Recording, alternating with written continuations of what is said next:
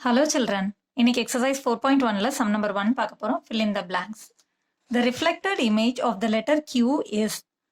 So இப்போ இந்த Q அப்படிங்கிற லெட்டரோட reflected image என்னவா இருக்கும் அப்படின்னு கேட்டிருக்காங்க. reflected image அப்படின்னா இந்த லெட்டரை வந்து நம்ம மிரர்ல பார்க்கும்போது அதோட இமேஜ் எப்படி இருக்கு அப்படிங்கறத எழுத சொல்லியிருக்காங்க. ஓகே, இந்த லெட்டரை நம்ம இமேஜா பார்க்கலாம் எப்படி இருக்குன்னு. ஸோ இப்போ இந்த லெட்டரை நம்ம மிரர்ல பார்க்க போறோம். மிரருக்குள்ள அதோட இமேஜ் எப்படி இருக்கு அப்படிங்கறத நம்ம பார்த்து அதில் எழுதணும். ஸோ இப்போ கியூங்கிற லெட்டர் வந்து நம்ம மிரர்ல பார்க்கும்போது நமக்கு பிங்கிற லெட்டர் மாதிரி தெரியுது இல்லையா? ஸோ அந்த மிரருக்குள்ள நமக்கு என்ன மாதிரி அது இமேஜ் தெரியுதோ அந்த இமேஜ் தான் ரிஃப்ளெக்டட் இமேஜ் அப்படின்னு சொல்றோம் நம்ம. ஸோ இப்போ reflected image of the letter Q is P. So நமக்கு மிரருக்குள்ள நமக்கு எப்படி தெரியுது அப்படிங்கிறது தான் reflected image. So the reflected image of the letter Q is P. Okay, அடுத்த சம் பாருங்க. A rhombus has dash lines of symmetry.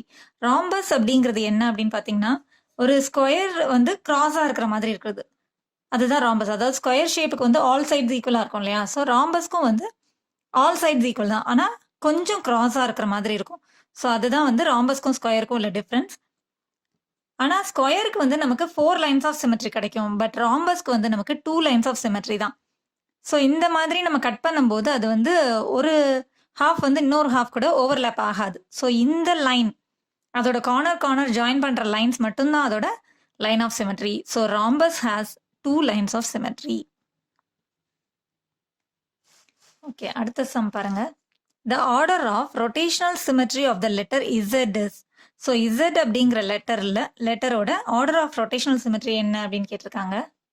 So இதை போல் இசட் அப்படிங்கிற லெட்டர் நம்ம எடுத்துக்கிட்டோம் அப்படின்னா இப்போ இதோட டாப் எதுங்கிறத நம்ம நோட் பண்ணி வச்சுக்கலாம்.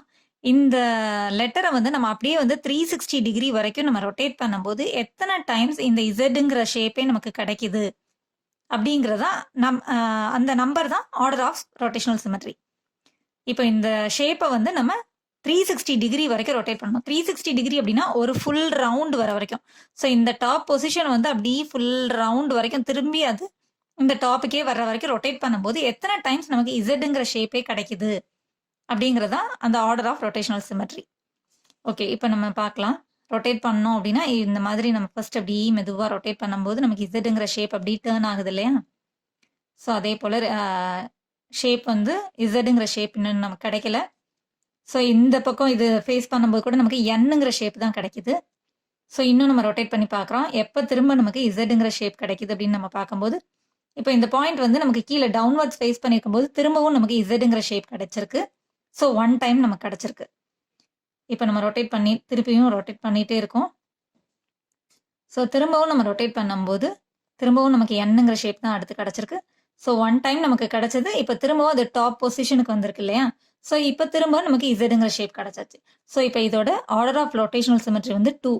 டவுன்வர்ட்ஸ் ஃபேஸ் பண்ணியிருக்கும் போது 1 கிடைச்சது. திரும்ப அது அப்வர்ட்ஸ்க்கே வரும்போது திரும்பி 1 கிடைச்சது இல்லையா? ஸோ இசட்டுங்கிற ஷேப்போட ரொட்டேஷனல் சிமெட்ரி வந்து 2. So the order of rotational symmetry of the letter Z is 2. இப்போ அடுத்த சம் பாருங்க. A figure is said to have rotational symmetry if the order of rotation is at least 2. 2 ஆர்டராவது இருந்தாதான் அந்த இதை வந்து ரொட்டேஷனல் சிமெட்ரின்னு சொல்லுவாங்க. 1 டைம் கூட அது வந்து வரல எக்ஸ்ட்ராவா, அது ஒரிஜினல் பொசிஷன்லேருந்து நம்ம ரொட்டேட் பண்ணிகிட்டே வரும்போது 2 அதோட ஆர்டர் ஆஃப் ரொட்டேஷன் வந்து 2 ஆவது இருந்தாதான் அது வந்து ரொட்டேஷனல் சிமெட்ரினே சொல்லுவோம்.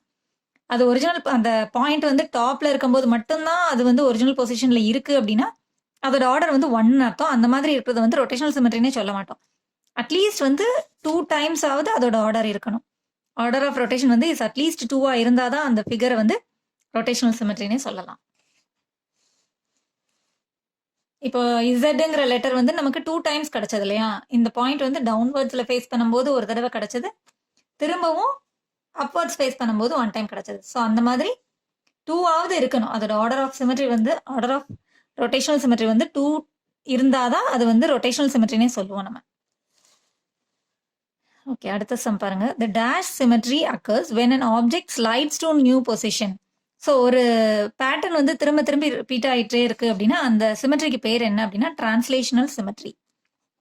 That is called as translational symmetry. இப்போ அடுத்த சம் பாருங்க. Say true or false. A rectangle has 4 lines of symmetry. So இது வந்து ட்ரூ ஆர் ஃபால்ஸ் அப்படின்னு கேட்டிருக்காங்க. ஒரு ரெக்டாங்கிளுக்கு வந்து 2 லைன்ஸ் ஆஃப் சிமெட்ரி தான் இருக்கு. அதோட ஹொரிசான்டல் லைனும் வெர்டிக்கல் லைனும் மட்டும்தான். அப்போ அவங்க சொன்னது வந்து falls. A rectangle has 4 lines of symmetry அப்படின்னு சொன்னது ஃபால்ஸ். ஸ்கொயருக்கு தான் 4 lines of symmetry இருக்கு. அதாவது அதோட ஹொரிசான்டல் லைன், வெர்டிக்கல் லைன், அப்புறம் டயகனல் வைஸா அதை கட் பண்ணும் போதும் அது வந்து லைன்ஸ் ஆஃப் சிமெட்ரி தான். ஸோ இந்த லைன்ஸ் ஆஃப் சிமெட்ரி வந்து நம்ம எப்படி அண்டர்ஸ்டாண்ட் பண்ணிக்கலாம் அப்படின்னு பார்த்தீங்கன்னா, ஒரு ஸ்கொயர் ஷேப் எடுத்து அதோட லைன்ஸ் ஆஃப் சிமெட்ரி, அதாவது அதோட ஹொரிசான்டல் லைன் வழியா நம்ம க்ளோஸ் பண்ணி பார்க்கும்போது அதோட ஒரு ஹாஃபும் இன்னொரு ஹாஃபும் ஓவர்லேப் ஆகுது அப்படின்னா அந்த லைன் வந்து லைன் ஆஃப் சிமெட்ரி. அதே போல பார்த்தீங்கன்னா இப்போ வெர்டிக்கல் லைன் வைஸாவும் நம்ம க்ளோஸ் பண்ணும்போது அதோட ஒரு ஹாஃப் இன்னொரு ஹாஃப் வந்து ஓவர்லேப் ஆகுது, அப்படியே வந்து க்ளோஸ் பண்ணிடுது இல்லையா, அப்போ அது லைன்ஸ் ஆஃப் சிமெட்ரி. அதே போல டயகனல் வைஸா நம்ம க்ளோஸ் பண்ணும் போதும் அதோட ஒரு ஹாஃப் வந்து இன்னொரு ஹாஃப் கூட ஓவர்லேப் ஆகுது, அப்போ அதுவும் லைன் ஆஃப் சிமெட்ரி. இந்த பக்கம் கிராஸா, அதாவது டயகனல் வைஸா நம்ம க்ளோஸ் பண்ணும்போது கூட நமக்கு ஓவர்லேப் ஆகுது, ஒரு ஹாஃப் வந்து இன்னொரு ஹாஃப் கூட ஓவர்லேப் ஆகுது. ஸோ இதுவும் அதோட லைன் ஆஃப் சிமெட்ரி. ஆனால் இப்போ ரெக்டாங்கிள் வைஸா எடுக்கும்போது ஹரிசான்டல் லைன்ல க்ளோஸ் பண்ணா ஒரு லைனும் ஒரு ஹாஃபும் இன்னொரு ஹாஃபும் ஓவர்லேப் ஆகுது. அதே போல வெர்டிக்கல் வைஸா நம்ம க்ளோஸ் பண்ணும் போதும் ஒரு ஹாஃப் இன்னொரு ஹாஃப் கூட கரெக்டாக ஓவர்லேப் ஆகும், கொஞ்சம் கூட எக்ஸ்ட்ரா இல்லாமல் ஓவர்லேப் ஆகும். இப்போ அதே போல நம்ம டயகனல் வைஸா ஒரு ரெக்டாங்கிளை க்ளோஸ் பண்ணும்போது, அதாவது டயகனல்னா இந்த கார்னரும் இந்த கார்னரும் கரெக்டாக அப்படியே ஜாயின் ஆகிற மாதிரி நம்ம க்ளோஸ் பண்ணோம் அப்படின்னா, இப்போ பார்த்தீங்கன்னா ஒரு ஹாஃப் வந்து இன்னொரு ஹாஃப் கூட போய் ஓவர்லேப் ஆகாது. ஸ்கொயர்ல மாதிரி இதில் வந்து கரெக்டாக ஓவர்லேப் ஆகாது, கொஞ்சம் வேற மாதிரி கிராஸாக தான் போயிருக்கும்.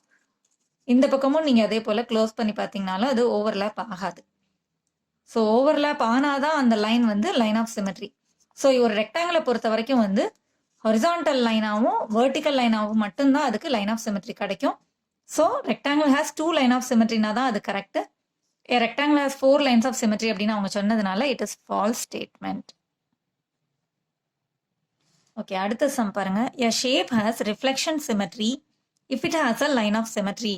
ஸோ ஒரு ஷேப்புக்கு வந்து ரிஃப்ளெக்ஷன் சிமெட்ரிங்கிறது எப்போ இருக்கும் அப்படின்னா அதுக்கு ஒரு லைன் ஆஃப் சிமெட்ரி இருந்தால் தான் அதுக்கு ரிஃப்ளெக்ஷன் சிமெட்ரி அப்படிங்கிறது இருக்கும் அப்படிங்கிறது ட்ரூ.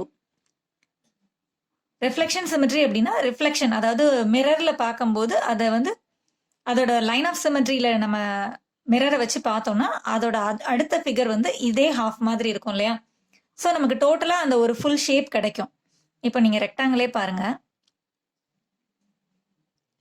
ஸோ இப்போ ரெக்டாங்கிளில் நான் என்ன பண்ணியிருக்கேன், அதோட லைன் ஆஃப் சிமெட்ரியில் அதோட மிரரில் அந்த லைன் ஆஃப் சிமெட்ரியில் அந்த மிரரை வச்சு நான் பார்க்கும்போது நமக்கு இப்போ அந்த ஃபுல் ரெக்டாங்கிள் அதில் ஃபார்ம் ஆகுது இல்லையா. ஸோ ஒரு ஃபிகருக்கு வந்து லைன் ஆஃப் சிமெட்ரி இருக்குது அப்படின்னா அது வந்து ரிஃப்ளெக்ஷன் சிமெட்ரி இருக்கு அப்படின்னு அர்த்தம். ஸோ ஒரு ஃபிகருக்கு வந்து ரிஃப்ளெக்ஷன் சிமெட்ரி எப்போ இருக்கு அப்படின்னு சொல்லுவோம் அப்படின்னா அதுக்கு லைன் ஆஃப் சிமெட்ரி இருந்தாதான் அதுக்கு ரிஃப்ளெக்ஷன் சிமெட்ரிங்கிறது இருக்கு அப்படின்னு அர்த்தம். ஸோ அப்படியே அந்த ஒரு ஃபுல் ஷேப் கிடைக்குது பார்த்தீங்களா, அந்த ரெக்டாங்கிள் ஷேப் வந்து நமக்கு கிடைச்சிரும். ஸோ அதோட லைன் ஆஃப் சிமெட்ரியில் நம்ம வந்து அதோட மிரரை வச்சு பார்த்தோம்னா அதோட ஃபுல் ஷேப் கிடைக்குது அப்படின்னா அதுதான் ரிஃப்ளெக்ஷன் சிமெட்ரி அப்படின்னு அர்த்தம். So a shape has reflection symmetry if it has a line of symmetry அப்படிங்கிறது ட்ரூ. இப்போ அடுத்த சம் பாருங்க. The reflection of the name RANI Rani is INனே கொடுத்துருக்காங்க, ஏ வந்து ஏவாவே கொடுத்துருக்காங்க, ஆர் மட்டும் டிஃப்ரெண்டா கொடுத்துருக்காங்க.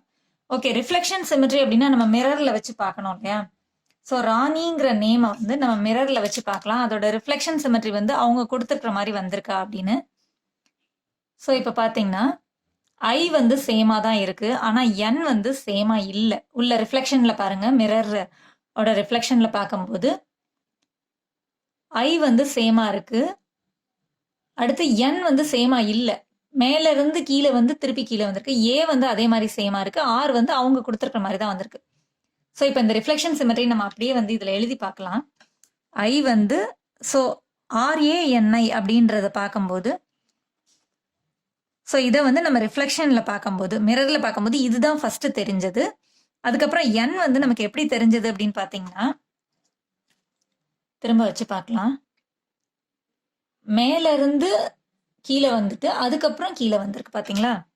ஸோ மேல இருந்து இப்போ இதுதான் வந்து அந்த இடத்துல தெரிஞ்சது. ஸோ மேல இருந்து இப்படி வந்துட்டு இந்த மாதிரி, ஸோ இதுக்கு அடுத்து இந்த இடம் தெரிஞ்சிச்சு, அப்படியே பேக்வேர்ட்ஸ்ல ரிஃப்ளெக்ட் ஆச்சு. அடுத்து ஏ அப்படின்னு சொல்லும்போது திரும்ப இதே மாதிரி தான். ஸோ அது வந்து அப்படியே நமக்கு சேமாக தான் தெரிஞ்சது. ஆர்லயும் பார்த்தீங்கன்னா இந்த இதுதான் ஃபர்ஸ்ட் நமக்கு தெரிஞ்சது. ஸோ இப்படி தெரிஞ்சது. ஆனா அவங்க கொடுத்துருக்கிறது வந்து ஐக்கு அடுத்து என்ன வந்து நார்மலாவே கொடுத்துட்டாங்க. ஏ அப்படி கொடுத்துருக்காங்க. ஆர கரெக்டா கொடுத்துட்டாங்க. So the reflection of the name Rani is இது அப்படின்னு கொடுத்தது வந்து ஃபால்ஸ். இதுல வந்து என் மட்டும் கொஞ்சம் ராங்கா கொடுத்துருக்காங்க இல்லையா? So this is the false statement. So இதை போல அவங்க கொடுத்துருந்தாங்கன்னா இட் இஸ் ட்ரூ. அவங்க கொடுத்ததுல என் மட்டும் டிஃப்ரெண்டா இருக்கிறதுனால இட் இஸ் ஃபால்ஸ். ஓகே, அடுத்தது பாருங்க. Order of rotation of a circle is infinite. So circle ஷேப்போட ஆர்டர் ஆஃப் ரொட்டேஷன் வந்து இன்ஃபைனைட் அப்படின்னு கொடுத்துருக்காங்க. ஸோ ஆர்டர் ஆஃப் ரொட்டேஷன் அப்படின்னா என்னன்னா, அதோட டாப் பொசிஷன் நோட் பண்ணிட்டு நம்ம அதை வந்து 360 டிகிரி வரைக்கும் அதை ரொட்டேட் பண்ணும்போது எத்தனை டைம்ஸ் அது ஒரிஜினல் ஷேப்பே காமிக்குது அப்படிங்கிறதான் அதோட ஆர்டர்னு அர்த்தம். ஸோ அப்போ நம்ம இந்த பாயிண்ட்டை இங்கே டாப்ல வச்சுட்டு அதை அப்படியே சர்க்குலேட் பண்ணி ரொட்டேட் பண்ணி பண்ணி பார்க்க ஒவ்வொரு தடவையுமே அது சர்க்கிள் ஷேப்லேயே தான் இருக்கு இல்லையா? ஸோ இது வந்து ஷேப் எதுவுமே சேஞ்ச் ஆகலை. அப்படியே ரொட்டேஷன் பண்ண அது சர்க்கிள் ஷேப்லேயே தான் இருக்கு. ஒவ்வொரு தடவையும் சர்க்கிள் ஷேப் தான். ஸோ இங்கே 1 time 2 time 3 time 4 time 5 time நம்ம இன்ஃபைனைட் டைம்ஸ் கவுண்ட் பண்ணலாம். ஸோ ஒரு பொசிஷன்லேயே அது சர்க்கிள் ஷேப் தான். ஸோ இது வந்து இவ்வளோ டைம்ஸ் அப்படின்னு நம்ம சொல்லவே முடியாது. ஒரு பாயிண்ட்டும் வந்து அதோட ஆர்டர் தான். ஸோ ஒவ்வொரு பாயிண்ட், ஸோ இந்த இடத்துல எத்தனை டைம்ஸ் நம்ம ரொட்டேட் பண்ணுறோம் அப்படின்னா இன்ஃபைனைட் டைம்ஸ் நமக்கு ஆர்டர் ஆஃப் ரொட்டேஷன் கிடைக்குது. ஸோ ஒரு சர்க்கிள் ஷேப் அப்படின்னா அதோட order of rotation is infinite அப்படிங்கிறது ட்ரூ. டாப்புக்கு வர்றதுக்குள்ள நமக்கு ஒவ்வொரு பாயிண்ட்டுமே வந்து அதோட ஆர்டர் தான், சர்க்கிள் ஷேப்லேயே தான் கிடைச்சிட்டே இருக்கு அப்படிங்கிறதுனால அது வந்து இத்தனை டைம்ஸ் அப்படின்னு நம்ம சொல்லவே முடியாது. It is infinite. ஓகே, அடுத்த சம் பாருங்க. The number 191 has rotational symmetry. இப்போ இதுக்கு இந்த 191 அப்படிங்கிற நம்பருக்கு வந்து ரொட்டேஷனல் சிமெட்ரி இருக்கு அப்படின்னு சொல்லியிருக்காங்க. ஸோ ரொட்டேஷனல் சிமெட்ரி இருக்கு அப்படின்னா அதோட ஆர்டர் ஆஃப் ரொட்டேஷன் வந்து அட்லீஸ்ட் 2வா இருக்கணும்னு நம்ம பார்த்தோம் இல்லையா? ஸோ ஆர்டர் ஆஃப் ரொட்டேஷன் அப்படின்னு சொல்லும்போது நம்ம என்ன பண்ணணும், அதோட டாப் பொசிஷன் நோட் பண்ணி வச்சுட்டு அதை 360 டிகிரி வரைக்கும் அதை ரொட்டேட் பண்ணி பார்க்கும்போது எத்தனை டைம்ஸ் வந்து அது சேம் அதே 191ங்கிற நம்பரை காமிக்குது அப்படின்னு நம்ம செக் பண்ணணும். ஸோ இப்போ இதை அப்படியே நான் ரொட்டேட் பண்ணி பார்க்குறேன். பொசிஷன் மாறிடுச்சு. இப்போ இது 191 ஸ்ட்ரெயிட்டாக இல்லை இல்லையா? ஸோ இப்படி பார்க்கும்போது அது 191 நமக்கு அந்த பொசிஷனுக்கு வரல. ஸோ இப்போ திரும்பவும் அதை பார்க்குறோம். அது அப்சைட் டவுனுக்கு கீழே வரும்போது கூட 161 தான் காமிக்குது நமக்கு. ஸோ அது வந்து அந்த நம்பர் கிடையாது. ஸோ இன்னும் ஒரு தடவை கூட அது பொசிஷனுக்கே வரல. 191ங்கிற நம்பரை நமக்கு காமிக்கவே இல்லை. ஸோ இப்போ திரும்பி அது டாப்புக்கு வரும்போது மட்டும்தான் வந்திருக்கு அப்படின்னா இதோட ஆர்டர் ஆஃப் ரொட்டேஷன் வந்து 1ன்னு அர்த்தம். ஸோ இது வந்து ரொட்டேஷனல் சிமெட்ரி கிடையாது. ஆனால் அவங்க வந்து த நம்பர் 191 ஹேஸ் ரொட்டேஷனல் சிமெட்ரின்னு சொல்லியிருக்காங்க. ஸோ அதுக்கு ரொட்டேஷனல் சிமெட்ரி இருக்குன்னா அட்லீஸ்ட் அதோட ஆர்டர் ஆஃப் ரொட்டேஷன் வந்து 2வா இருக்கணும். இதில் வந்து 1 தான், நமக்கு 1 டைம் தான் அது 191ங்கிற நம்பரை காமிச்சதுங்கிறதுனால it has no rotational symmetry. ஆனால் அவங்க வந்து த நம்பர் 191 ஹேஸ் ரொட்டேஷனல் சிமெட்ரின்னு சொன்னதுனால ஃபால்ஸ். தேங்க்ஸ் ஃபார் வாட்சிங் சில்ட்ரன்.